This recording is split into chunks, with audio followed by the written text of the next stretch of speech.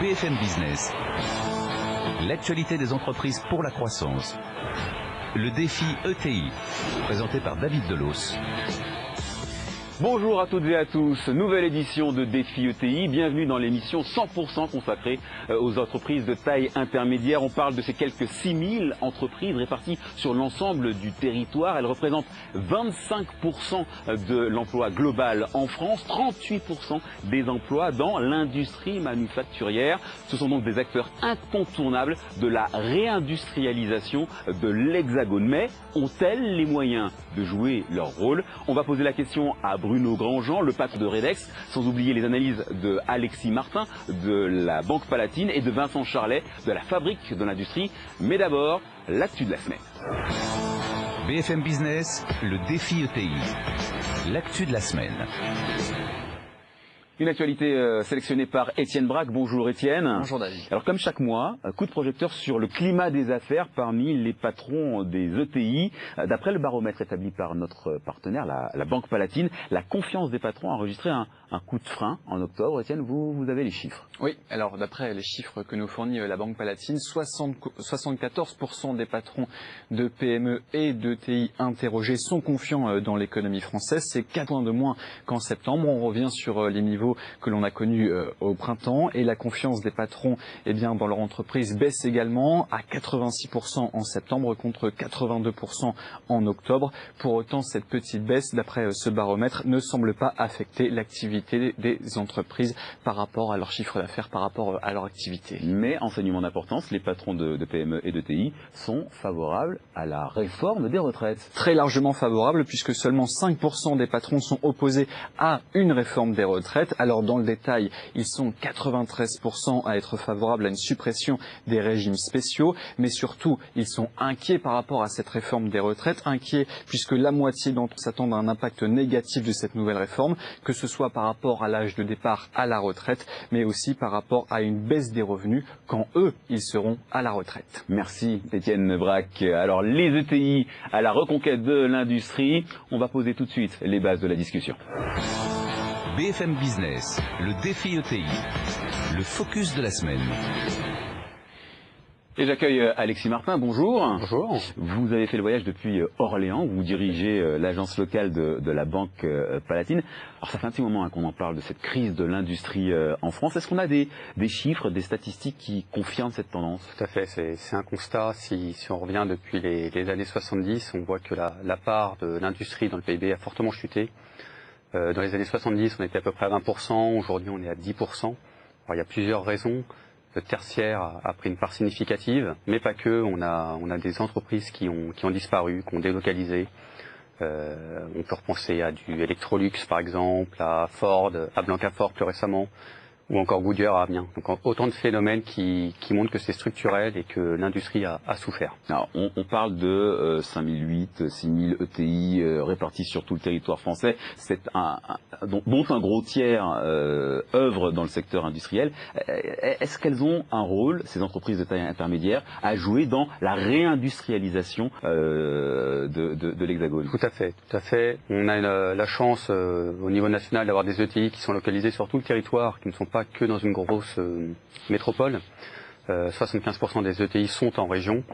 Elles détiennent plus de 85% des capacités de production. Donc oui, elles ont beaucoup à faire. Et elles ont des véritables atouts. Elles sont agiles, résilientes et très tournées vers l'export. Et je pense qu'on y reviendra un peu plus tard sur ce sujet-là, mais l'export est très important. Est-ce que les pouvoirs publics ont pris les mesures nécessaires pour épauler les ETI dans cette aventure, dans ce rôle qu'on veut leur donner? Oui, alors de gouvernement en gouvernement, on voit que la notion d'ETI est très importante. C'est d'ailleurs une notion qui est apparue en 2008 dans le cadre de la loi LME. En 2012, on a créé un ministère du redressement productif où le Made in France prenait vraiment toute sa place. On se souvient d'Arnaud de Montebourg, par exemple, avec sa marinière. C'était vraiment l'ambassadeur du Made in France et du retour de l'industrie dans notre pays. Donc oui, elles ont un rôle à jouer. Aujourd'hui, l'enjeu est plus sur la fiscalité. Les impôts de production font peser une charge très importante sur ces ETI. Il y a des sujets en cours de réflexion. On espère que ça amènera à quelque chose de positif. Mais oui, le gouvernement essaye de prendre les choses en main. Alors très rapidement, en termes d'investissement, on parle d'enveloppe de quel ordre de grandeur pour les entreprises de taille intermédiaire quand elles veulent se réapproprier un outil C'est très variable, ça dépend du projet, de la situation de départ. Est-ce qu'on veut intégrer une filière qui a été externalisée? Est-ce qu'on va ajouter un complément d'activité? On peut parler d'enveloppes de quelques centaines de milliers d'euros à plusieurs dizaines de millions d'euros. Les petits montants seront souvent autofinancés, les gros montants, c'est là où notre établissement intervenons sur des études de financement. L'industrie, lui, c'est son cheval de bataille. Bruno Grandjean dirige la Fédération des industries mécaniques et il le martèle, la bataille de la réindustrialisation. On va la gagner, il va nous le dire dans un instant. Car Bruno Grandjean, c'est également le patron de Redex, un spécialiste de pièces pour machines-outils, un leader sur son marché, récit d'une réussite industrielle avec Étienne Braque. C'est en 1949 que débute l'aventure Redex. Avec Paul de Fontenay, 70 ans plus tard, c'est Bruno Grandjean, le petit-fils du fondateur qui dirige le TI. Depuis ses débuts, l'entreprise s'est spécialisée dans l'industrie de haute précision. Elle fabrique par exemple des laminoirs pour produire des fils de cuir utilisés dans les moteurs électriques. Redex conçoit également des pièces mécaniques que l'on retrouve dans les éoliennes et dans la construction de certains immeubles. Implanté entre Orléans et Troyes, à Ferrières en Gâtinais, le TI compte plus de 400 salariés. Chaque année, Redex investit près de 10% de son chiffre d'affaires dans l'innovation et la R&D. Aujourd'hui, son savoir-faire industriel est mondialement reconnu, au point que Redex exporte 90% de sa production. Bruno Grandjean, bonjour. Bonjour. En termes de chiffre d'affaires, Redex, ça se présente comment l'avenir? Écoutez, on est toujours sur une perspective de croissance. On voit beaucoup d'opportunités dans les risques actuels. Certains les voient comme des risques, nous on les voit comme des opportunités, notamment le véhicule électrique. On a développé beaucoup de choses pour le lithium, donc les batteries. On voit des nouvelles machines, des besoins, l'allègement des véhicules, les contraintes environnementales qui sont aussi des opportunités de développer des nouveaux produits. Donc des perspectives favorables, même s'il y a quand même des points d'interrogation sur les années à venir avec les désordres économiques chinois et américains. Vous avez parlé de la voiture électrique. Vous avez déjà 2 usines en Allemagne, dont une justement produit des pièces en aluminium pour ce marché. L'Allemagne, c'est le début d'un désir, d'un appétit pour l'international? Alors l'Allemagne, c'est évidemment une très grande puissance industrielle, car contrairement à la France, l'Allemagne a toujours cru dans son industrie, et pour nous, être présent en Allemagne, c'est indispensable. C'est vraiment là le centre de gravité de l'industrie européenne. Beaucoup d'innovations se font sur place, mais les Français ont des atouts. On n'a pas non plus de complexe à avoir, et donc être européen est, je crois, pour nous la bonne stratégie. C'est d'ailleurs, je pense, ce que doivent suivre beaucoup de TI. Alors, vous en avez parlé à l'instant, l'industrie en France, c'est le sujet de cette émission. Il faut faire quoi pour accélérer la réindustrialisation de l'Hexagone d'après vous? Alors il faut bien comprendre que c'est un problème très complexe, car tous les pays ont des programmes d'industrie du futur, industrie 4.0, ont compris que la prospérité économique était intimement liée avec la puissance industrielle. On pourrait même parler de souveraineté aussi, qui est liée à l'outil industriel, à la présence d'usines dans le pays. Donc c'est un défi véritablement énorme pour notre pays, et la première étape, c'est vraiment de mesurer l'importance de ce défi, la difficulté de ce défi qui est vraiment un problème culturel pour le pays, être capable de répondre à ce défi que nous lancent les pays émergents. Alors, Vincent Charlet, bonjour. Bonjour.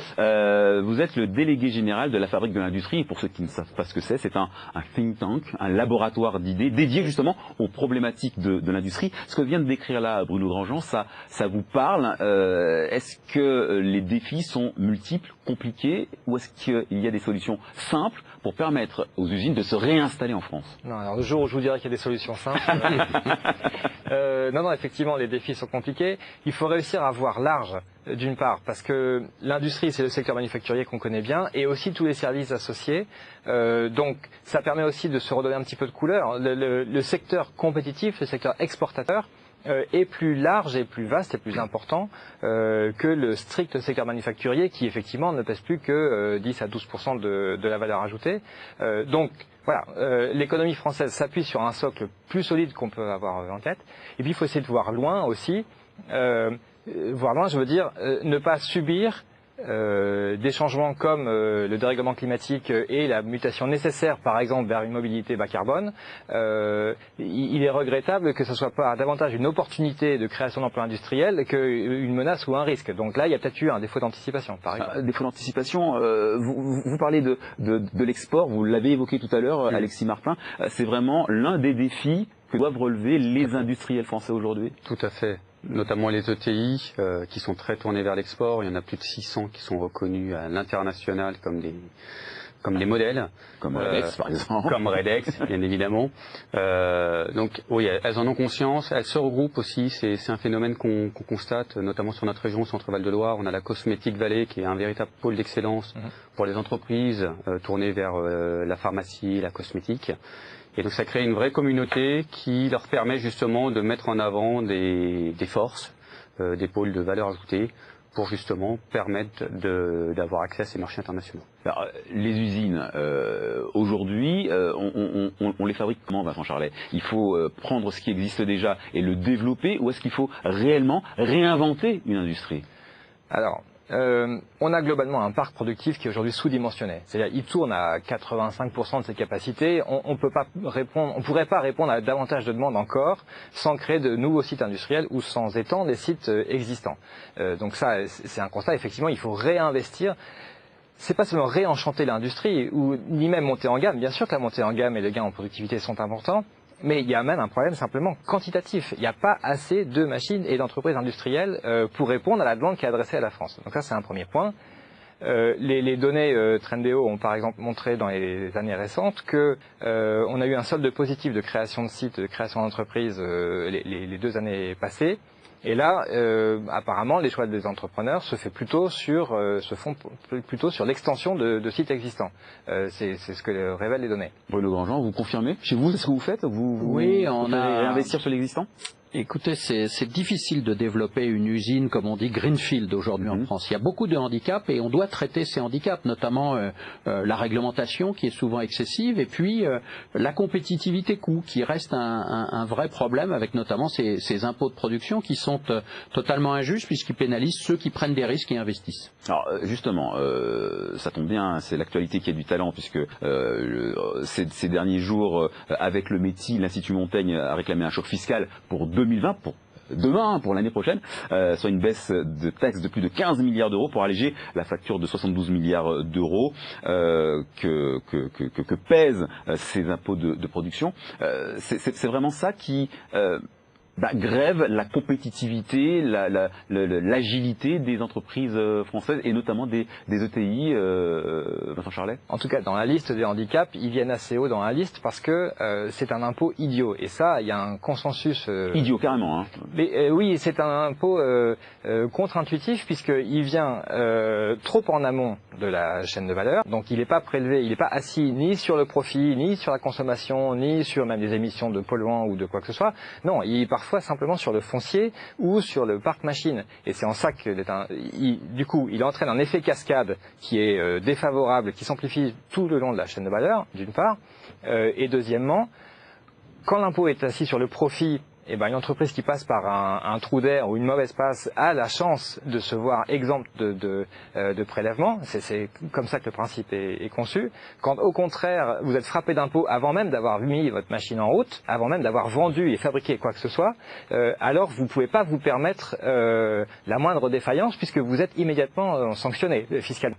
Et c'est pour ça, pour ces deux raisons, que c'est un impôt idiot et que tout le monde est d'accord là-dessus. Donc simplement, ils ont été mis en place, ces impôts, notamment pour financer les collectivités territoriales. Donc retirer, détricoter ceci ne sera pas simple, ça demande des marges de manœuvre budgétaires, ça demande soit de récupérer de l'argent ailleurs, soit d'apprendre à s'en passer. Il faut éventuellement que les collectivités soient financées autrement. Bon, c'est un sujet un peu compliqué, il est maintenant sur la table, mais d'un point de vue strictement économique, il y a bien longtemps qu'il y a consensus, ça ne devrait pas exister. Alexis Martin, en tant que banquier, est-ce que vous avez déjà vu des clients, de potentiels clients, renoncer à des projets de réindustrialisation à cause du poids des taxes, justement? Tout à fait, tout à fait. En fait, comme je le disais en préambule, tout investissement nécessite d'être bien causé dès le départ, mesurer les enjeux et les bénéfices à la sortie. Et quand les industriels mettent sur la table le cahier des charges à remplir et les coûts à supporter, il arrive parfois effectivement que, mis dans la balance, soit ils renoncent, soit ils diffèrent, soit ils font autrement. Les impôts de production, Bruno Grandjean, arrivent, M. Charlet l'a bien précisé, en amont. Est-ce que vous accepteriez qu'on revoie un petit peu à la hausse l'impôt sur les sociétés, celui qui arrive en bout de chaîne, pour compenser justement les pertes des Bien sûr, Vincent Charlet l'a très bien expliqué. Payer de l'IS, faire en sorte que la prospérité créée grâce à la communauté qui l'a rendue possible soit partagée.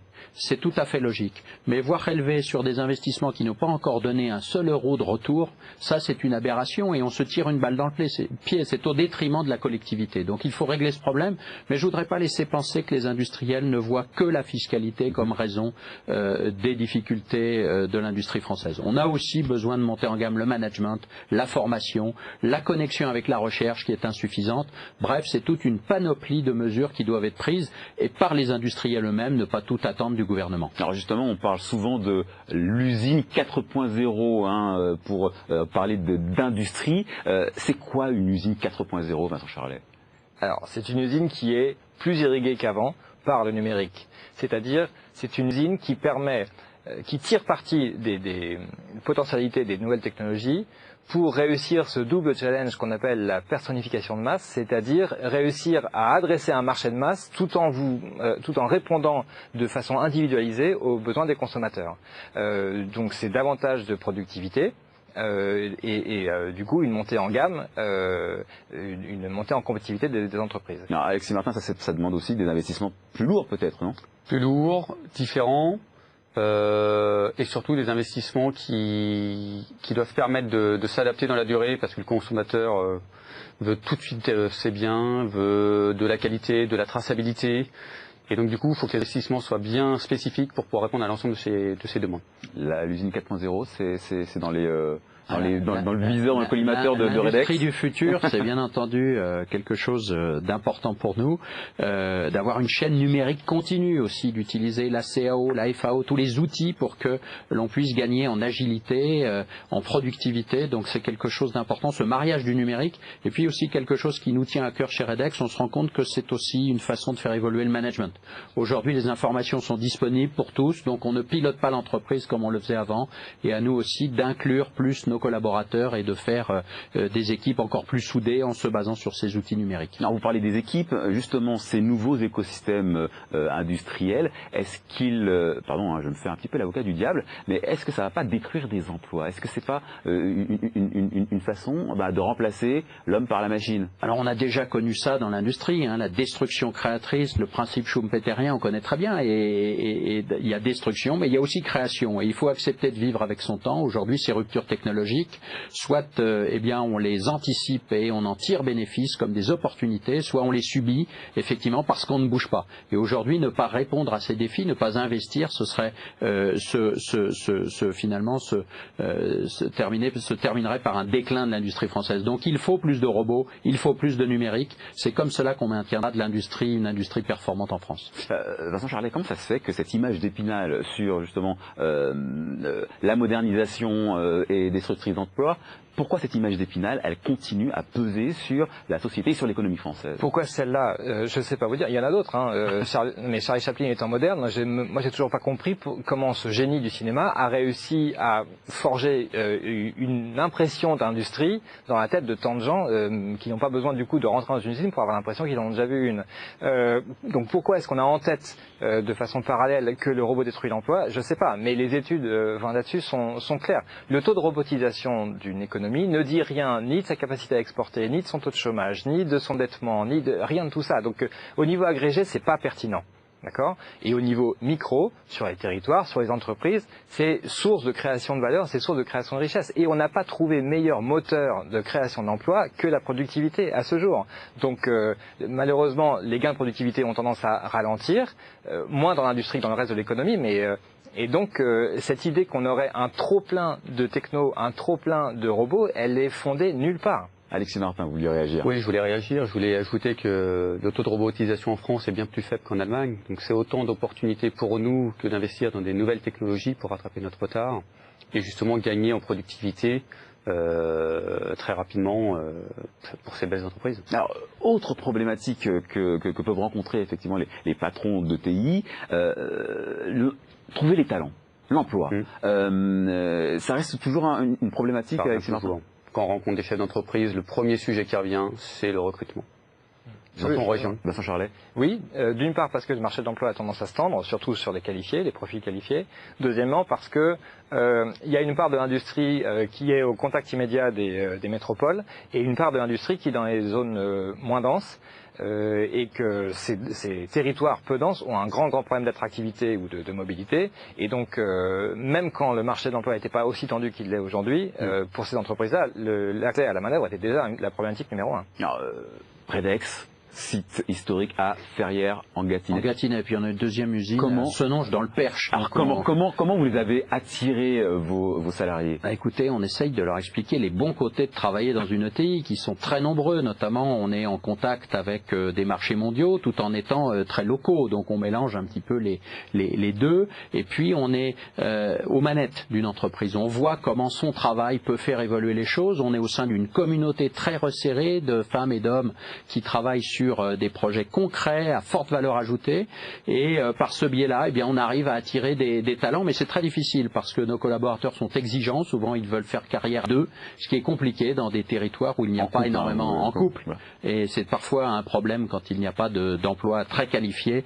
en dehors de nos ETI. Alors, d'un autre côté, est-ce que point positif, est-ce que, Vincent Charlet, pour les ETI, la force, elle n'est pas là dans cette agilité de PME qui peut également offrir les installations d'un grand groupe?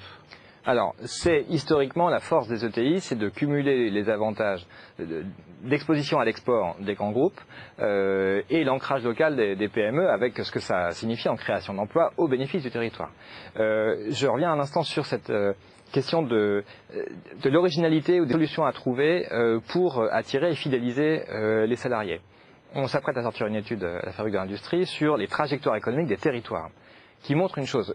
Aujourd'hui, ça n'est pas le fait de s'accrocher à un secteur qui marche ou de savoir se détacher d'un secteur qui ne marcherait pas, qui fait qu'un territoire s'en sort bien en termes de création d'emplois, même de création d'emplois industriels ou pas.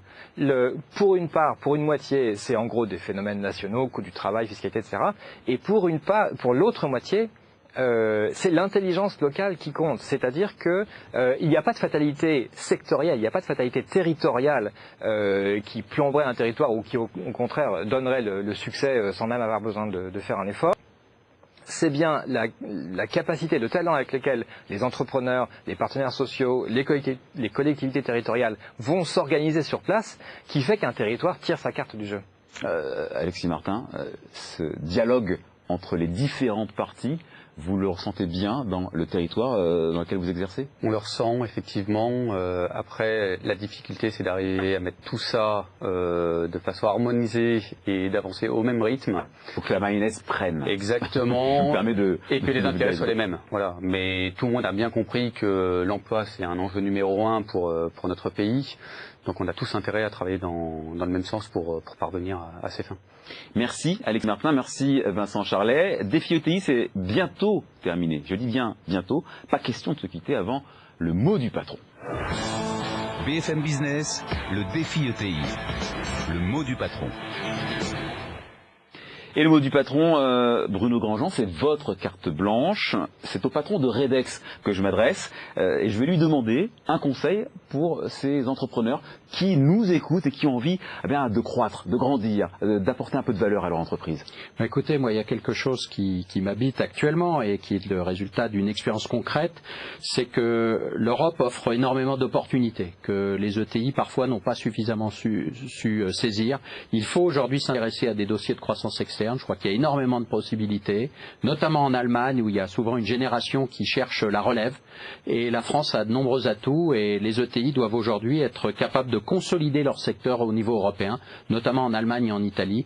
De formidables opportunités s'ouvrent et c'est un booster pour une entreprise d'être à l'échelle européenne. Ça doit être un objectif, je pense, dans la stratégie de beaucoup de patrons d'ETI. Malgré les problématiques qu'on peut rencontrer en ce moment en Europe, malgré le Brexit. C'est le moment d'être à l'offensive, justement. C'est le moment d'être à l'offensive. l'offensive, beaucoup d'opportunités s'ouvrent et la France a de nombreux atouts. Malgré nos handicaps, on peut faire de très belles choses en Europe. Il faut prendre ce chemin-là. Je crois que c'est indispensable. Merci beaucoup Bruno Grandjean et longue vie donc à Redex. Merci. Vous nous parler de vos projets industriels. Merci à Alexis Martin de la Banque Palatine. Merci Vincent Charlet, délégué général de la Fabrique de l'Industrie. Défi ETI, c'est fini pour cette semaine parce qu'on se retrouve la semaine prochaine. Même jour, même heure. Restez fidèles à BFM Business.